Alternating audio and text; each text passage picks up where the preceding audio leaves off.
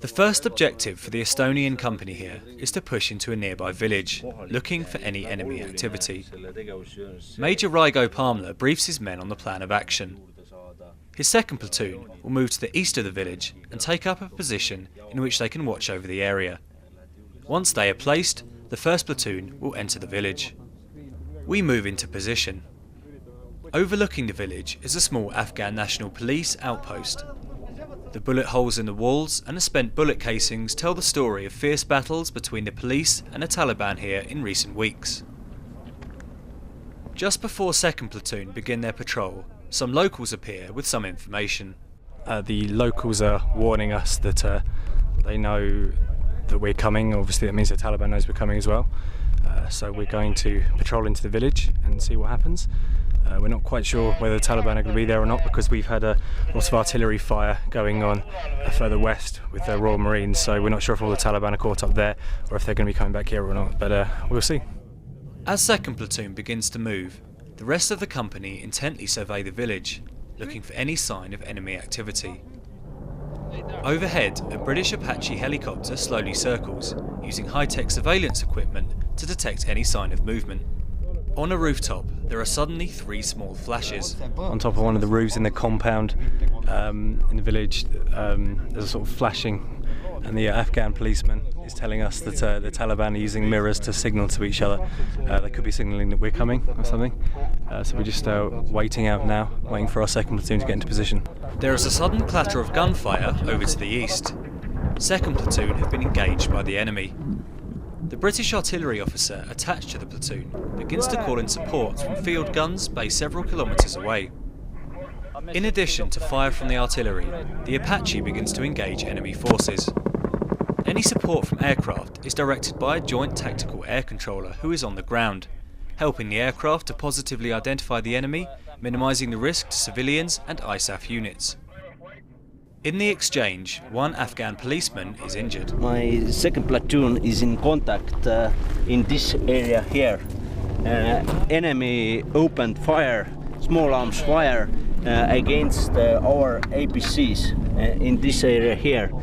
Now 2nd Platoon fixing enemy in these positions here, and also one A and B injured, and our medics provided medical help, and now we are waiting medevac helicopter.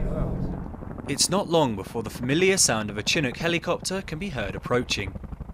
The injured policeman is placed aboard and is quickly taken away for treatment in the field hospital in nearby Camp Bastion. Meanwhile in the village, the enemy have fallen silent. 2nd Platoon are now in position, and it is time for the 1st Platoon to enter the village. All seems quiet as we approach down the main road. Then, without warning, Taliban fighters appear further up the road and begin to fire at us. The Estonian soldiers are quick to react and begin to return fire.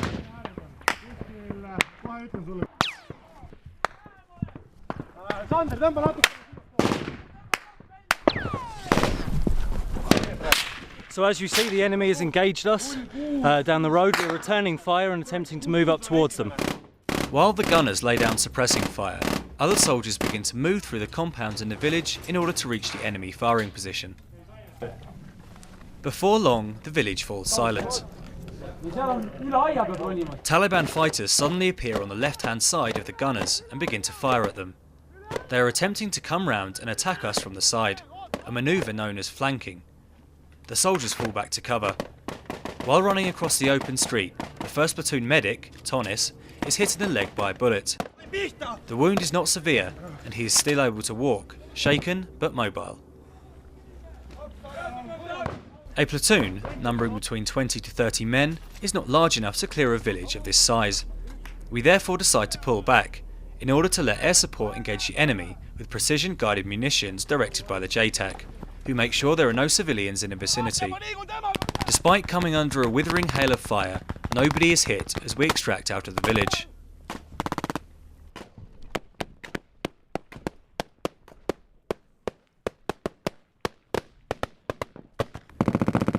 Estonian forces on the ridge by the police checkpoint are able to give us covering fire as we move back towards their position. After several hundred metres of running, the platoon makes it back to the ridge. Everybody is exhausted, but relieved that no one was seriously injured. War is hell. Well, we managed to withdraw back to our lines. We got the injured man out because that was the top priority.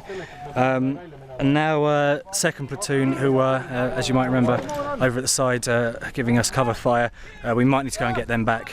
With the soldiers and civilians clear of the village, American F-18 planes are clear to fire on the enemy, who soon withdraw.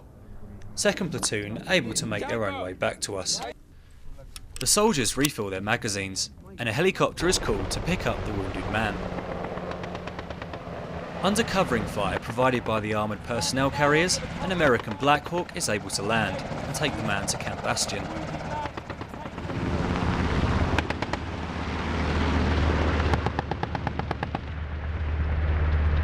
This is obviously day one of the operation. We've got several days to go, so it's going to be very interesting to see how the guys hold up and how we proceed to clear out our mission objectives. Anyway, this is me signing off from day one. Our probe into the village had shown the Taliban that we meant business. It was now time to force them back.